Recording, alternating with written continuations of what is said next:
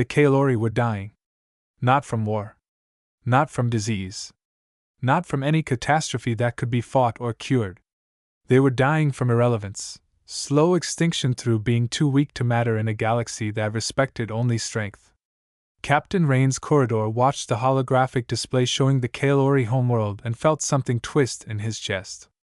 The planet was beautiful, crystalline cities that caught starlight, vast gardens that had been cultivated for millennia, architecture that spoke of deep aesthetic sensibility.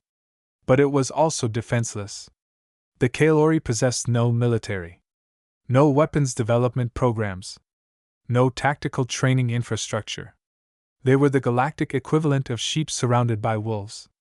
How many are left? Rains asked General Austin Wraith, commander of Earth's Galactic Advisory Forces.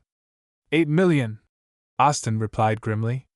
Down from 2 billion 30 years ago. The Hegemony conquered them, enslaved most of their population, and left only enough breeding stock to maintain a servant class. Now that the Hegemony has been defeated by the Allied coalition, the Quelori are technically free. But they are so traumatized and depleted that they cannot rebuild. The coalition has classified them as a terminal species. Expected extinction within 2 generations. That is unacceptable, Rains said flatly. I agree, Austin replied. Which is why I am sending you. The Quelori Council has requested assistance.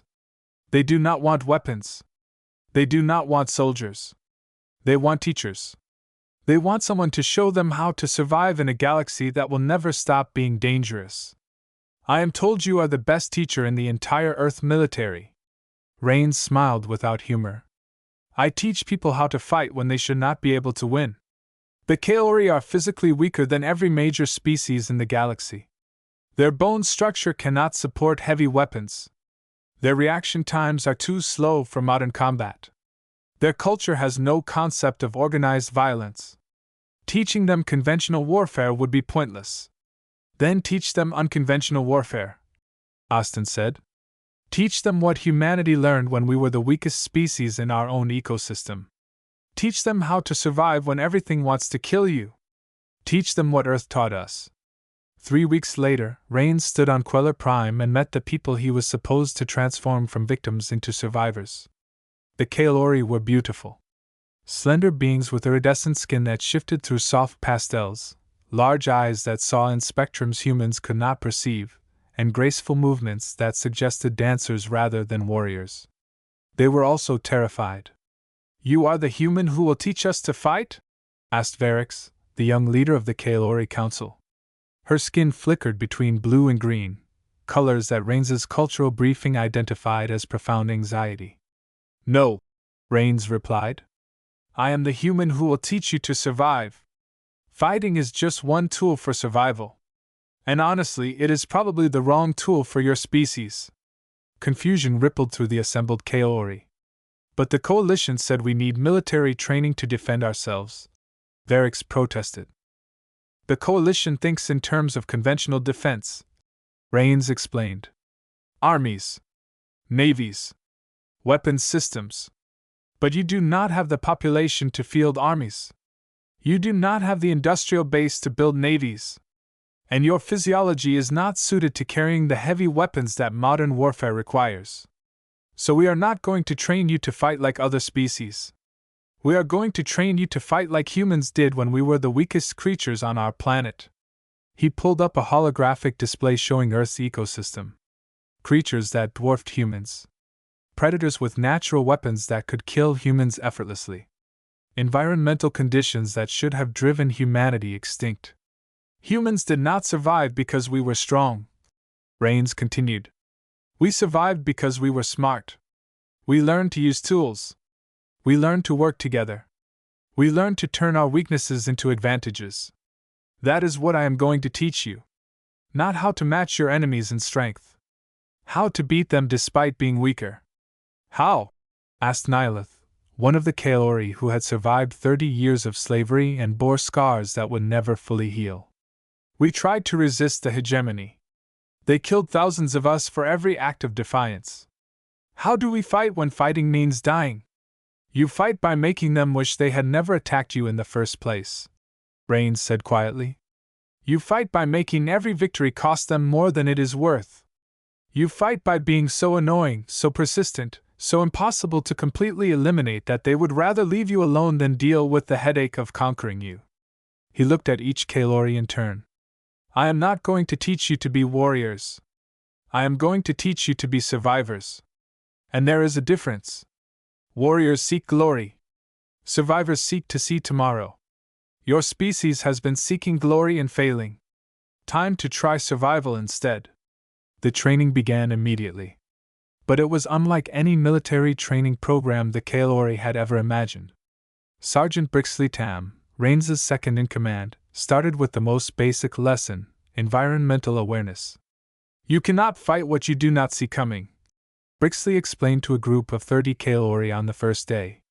Conventional armies train soldiers to march in formation and follow orders. We are going to train you to disappear, to observe, to move through spaces without being detected. Not because you are afraid, because invisible enemies are impossible to defeat. The Quelori struggled initially.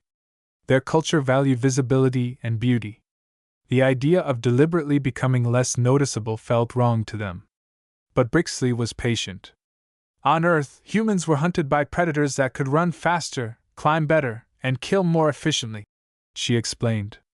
We survived by learning to hide, by learning to track without being tracked, by becoming so good at stealth that we became the predators instead of the prey. You can do the same. Over weeks, the Quelori began to change. Their movements became more deliberate. They learned to use their natural color-shifting abilities not for emotional expression but for camouflage. They discovered that their large eyes, which could see in broader spectrums than most species, made them exceptional at detecting movement and spotting threats before those threats spotted them.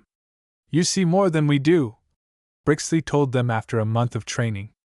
That is not weakness. That is advantage. Use it. Dr. Javon Pierce handled the psychological component of training. A human psychologist who specialized in trauma recovery, he understood that the Quelori carried wounds that went far deeper than physical scars. You were enslaved for 30 years, Javon said during one of his group sessions. You watched your families killed. You experienced systematic dehumanization. That trauma has taught you that resistance is futile. My job is to help you unlearn that lesson. Not by pretending the trauma never happened. By teaching you that what happened does not define what you can become. Nylith attended every session. The older Quelori had survived things that would have broken most people.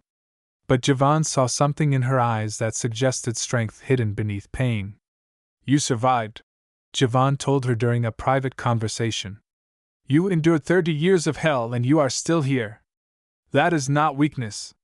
That is extraordinary resilience. Now we need to channel that resilience into something productive. I survived by staying invisible, Nyla said quietly. By never drawing attention. By accepting every abuse without complaint. How does that make me strong? Because you are still alive, Javon replied. Because you waited for freedom even when freedom seemed impossible. Because you never gave up hope that someday things would be different. That is strategic thinking. That is long-term survival planning. That is exactly what your species needs now. Not soldiers who will die in glorious battles. Survivors who will endure until conditions change in their favor. The breakthrough came during combat simulation training in month 3. Rains had set up a scenario where 30 Quelori faced 10 simulated hegemony warriors equipped with standard weapons and armor. In conventional combat, the Quelori would have been slaughtered within minutes. But Rains had spent 3 months teaching them not to fight conventionally. You do not engage directly, he had drilled into them repeatedly. You create conditions where your enemy cannot use their advantages. You force them to fight on your terms. You make them come to you. And then you make them regret it. The simulation began. The hegemony warriors advanced, expecting easy targets. Instead, they found nothing. The Quelori had vanished into the environment, using their camouflage abilities and superior perception to track the warriors without being detected. Then the traps activated. The Quelori had spent days preparing the battlefield. Not with conventional weapons, they lacked the strength to carry them. Instead, they used their intelligence and manual dexterity to create improvised obstacles. Pitfalls covered with material that looked solid but collapsed under weight. Tripwires connected to noisemakers that disoriented enemy sensors. Environmental hazards that the Quelori could navigate but that impeded heavily armored warriors. One by one, the simulated warriors were isolated from their group, separated from mutual support. And then the Quelori struck, not with frontal assaults, but with precision targeting of vulnerable points. Joints. Sensors. Communication equipment. They did not try to kill the warriors. They tried to disable them. To render them helpless without the strength to fight back. The simulation ended with all 10 warriors neutralized and 0 Quelori casualties. The training ground fell silent. Then Varix began to make a sound that Rains eventually recognized as Quelori laughter. "We won," she said, her skin flushing with colors that indicated joy and disbelief. "We beat them. We are the weakest species in the galaxy, and we beat warriors that could kill us with their bare hands." "You beat them because you stopped trying to fight like them," Rains corrected. "You fought like Quelori. You used your intelligence, your perception, your agility, your ability to work together. You turned a battlefield into a trap. That is not conventional warfare. That is survival warfare. And survival warfare is the only kind that matters when you are outnumbered and outgunned." Word of the Quelori training program spread through galactic channels. Most species dismissed it as human sentimentality, wasting resources trying to save a species too weak to matter. But others paid closer attention. 6 months into the program, a Hegemony remnant fleet arrived at Quelori Prime. 50 ships carrying 5,000 warriors intent on re-enslaving the Quelori and punishing them for accepting human assistance. The Galactic Coalition could have intervened, but political considerations delayed their response. By the time Coalition forces arrived, the battle would be over. Which meant the Quelori would have to defend themselves. Rains stood in the Planetary Defense Center watching the Hegemony fleet approach. Around him, Quelori, who had been terrified victims 6 months ago, now moved with calm purpose. They were not warriors. They would never be warriors. But they were survivors. And survivors knew how to turn disadvantages into advantages. "Activate Protocol Shepard," Varix ordered. Her skin had stabilized to a steady violet, the color of determined focus. Protocol Shepard was the defensive strategy Rains had spent 6 months developing with the Quelori. It assumed that any attacker would have overwhelming military superiority. Therefore, conventional defense was pointless. Instead, the strategy focused on making victory so costly and frustrating that attackers would choose to leave rather than continue. The Hegemony fleet entered orbit expecting to find a defenseless planet. What they found was confusion. Their sensors detected what appeared to be thousands of military installations across the planet. Weapons platforms, shield generators, orbital defense stations. It looked like Quelori Prime had been transformed into a fortress world. The fleet commander, a Hegemony warlord named Krothex, studied the readings with suspicion. "This is impossible. Intelligence indicated the Quelori have no military infrastructure. Where did all of this come from?" "Unknown, Commander," his tactical officer replied. "But sensors confirm multiple active weapon signatures. Defensive shields are online across 17 major cities. This is not what we were told to expect." What Krothex did not know was that every sensor reading was false. The Quelori had spent 6 months learning human electronic warfare techniques. They had created false signatures. They had hacked Hegemony sensors and fed them data showing military capabilities that did not exist. They had turned their weakness, no actual weapons, into strength by convincing the enemy they were facing something formidable. "Commander, we are detecting weapons lock from orbital platforms," the tactical officer reported. "Recommend we withdraw to safe distance and reassess." "No," Krothex snarled. "We came to reconquer this world. We will not be deterred by sensor readings. Deploy ground forces. Overwhelming assault. We will crush whatever defenses they have built. 2,000 Hegemony warriors descended to the planet's surface in armored landing craft. They hit multiple cities simultaneously, expecting to find Quelori cowering in fear or military installations that could be destroyed with superior firepower. Instead, they found empty cities and lethal environments.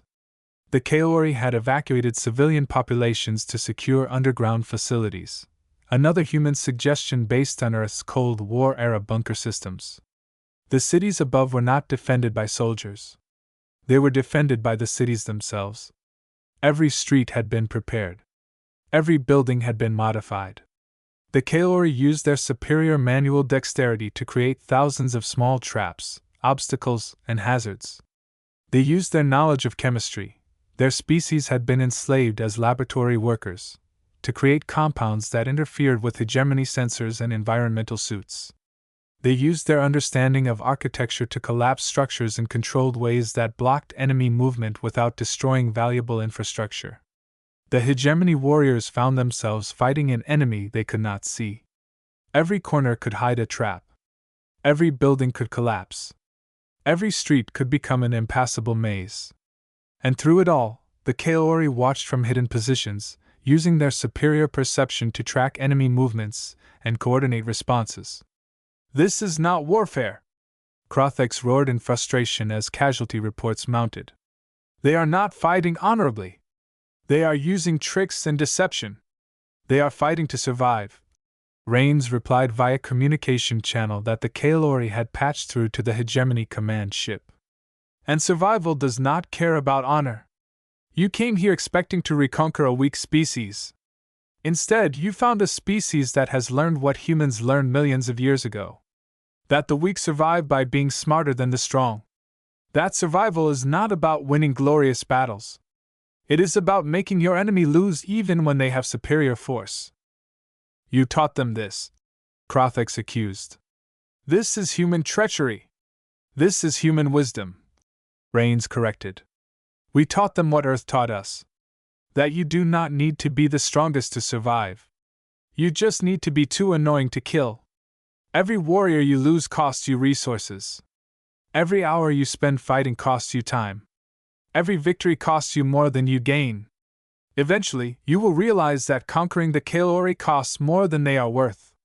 And then you will leave. That is not treachery. That is strategy." The ground battle continued for 3 days. The Hegemony warriors were superior fighters in every measurable way.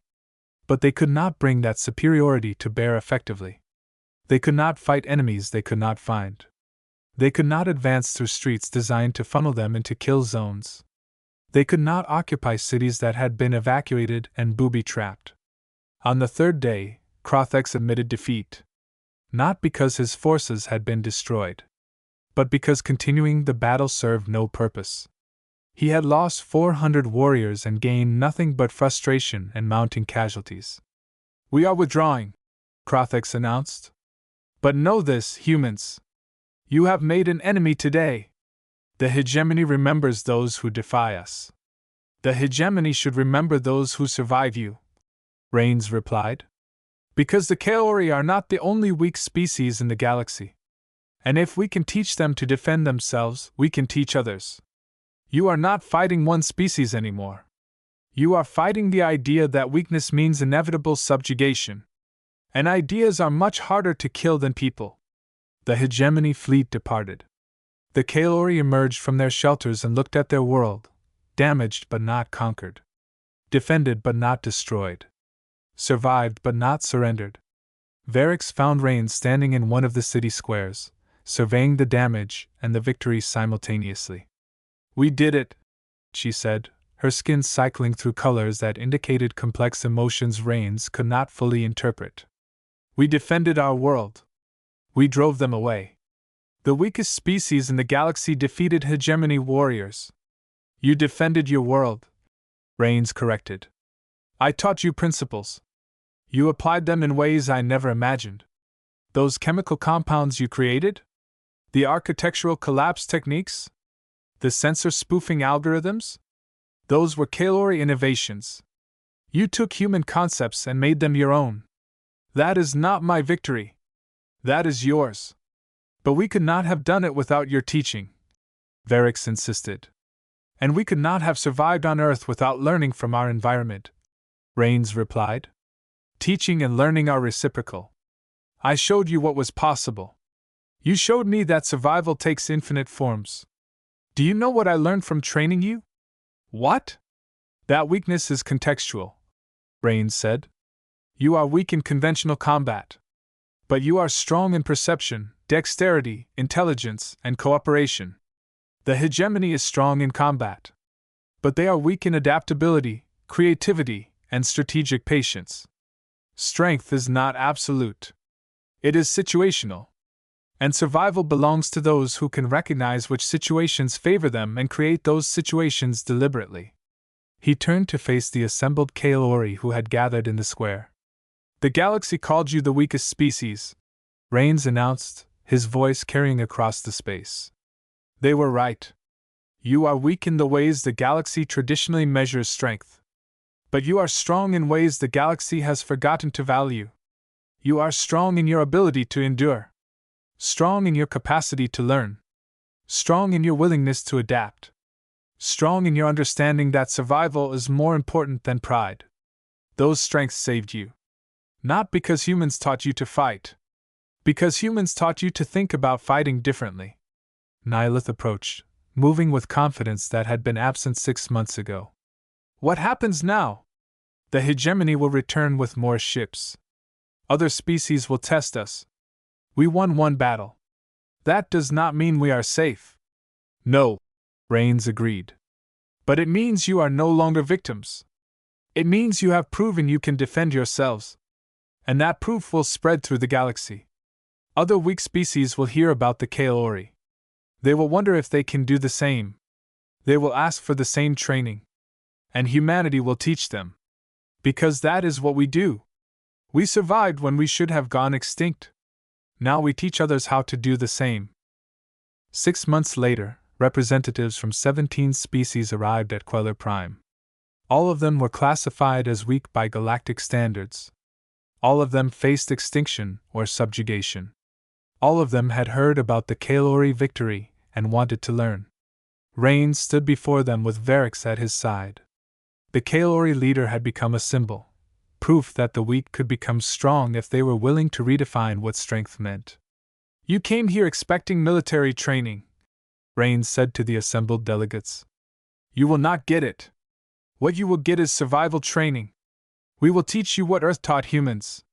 That you do not need to be the apex predator to survive. You just need to be too difficult to kill. Too annoying to oppress. Too creative to predict. Too persistent to discourage. That is human strategy. That is Quelori's strategy now. And it can be your strategy too. One delegate, a representative from a species that had been enslaved for generations, asked the question they all wanted answered. Can you guarantee success? Can you guarantee we will survive? No, Rains said honestly. I cannot guarantee you will survive. No one can. What I can guarantee is that you will have a chance. That you will learn strategies that have worked for the weakest species to ever achieve dominance on their planet. That you will understand that survival is not about being strong enough to win every fight. It is about being smart enough to avoid fights you cannot win and to win fights that should be unwinnable. He gestured to Varix. The Quelori were the galaxy's weakest species. They were dying from irrelevance. Then humans trained them. Not to be warriors. To be survivors. And now they are either the weakest nor the most irrelevant. They are proof that definitions can be changed. That weakness is not permanent. That any species can survive if they are willing to learn. Varix stepped forward, her skin now displaying steady, confident colors. We will help train you, she said to the assembled delegates. Because we understand what it is like to be weak. What it is like to be afraid. What it is like to believe you cannot survive. And we understand what it is like to discover you were wrong about all of those things. We will teach you what humans taught us. And together, we will teach the galaxy that strength is not the only path to survival. The training program expanded. What began as one human captain teaching one dying species became a movement. Dozens of weak species learned human survival strategies. They learned to use their unique abilities as advantages. They learned to create conditions that favored their strengths rather than accepting conditions that favored their enemies' strengths. And slowly, the galaxy changed. Species that had been ignored because they were weak became relevant because they were survivors. They formed alliances not based on military power but on mutual support. They shared strategies and innovations. They created a network of species that proved survival did not require matching the strong in conventional ways. Rains stood on Quelori Prime 5 years after beginning the training program and watched shuttles from dozens of worlds arriving for a conference of survivor species. Varix approached him, moving with the assured confidence of someone who had transformed herself and her people. "You changed the galaxy," she said simply. "I taught a lesson Earth learned through millions of years of evolution," Rains replied. "That survival belongs to the adaptable, not the strong. The galaxy is finally learning what humans knew from the beginning. That being weak does not mean being doomed. It just means you need to be creative. Will you stay?" Varix asked. "Will you continue teaching?" "For a while," Rains said. "But eventually, you will not need human teachers.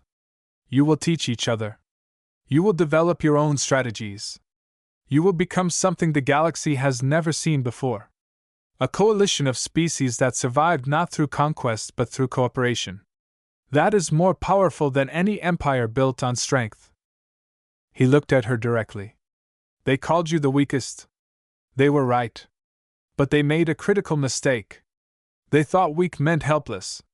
They did not understand that the weak survive by being clever, by working together, by refusing to accept that strength is the only thing that matters. You proved them wrong. And in proving them wrong, you changed what the galaxy believes is possible." Varix's skin displayed colors of gratitude and determination. "We will not forget what humans taught us. We will honor that teaching by teaching others. The weak will not be weak forever. Because we will teach them what you taught us. How to survive. How to adapt. How to win battles that should be unwinnable. That is humanity's gift to the galaxy." "No," Rains corrected gently. "That is survival's gift to the galaxy. Humans just remembered it first. Now you remember it too. And that memory will spread until every weak species understands what strength really means. Not the ability to dominate. The ability to endure. That is true strength. And that is what we taught you." Years later, historians studying the period would identify the Quelori victory as the turning point that changed galactic politics forever. Before, the weak were victims. After, they were survivors. Before, strength was measured in military force. After, it was measured in adaptability and resilience. And it all began because one human captain remembered what Earth taught humanity. That the weak survive when they refuse to accept weakness as permanent. That survival requires creativity more than strength. That every species has advantages if they are willing to recognize them. And that sometimes, the greatest victory is simply seeing tomorrow. The Quelori had been the galaxy's weakest species. Then humans trained them. And they became something far more dangerous than strong. They became survivors. And survivors, humanity had learned long ago, always outlast the strong.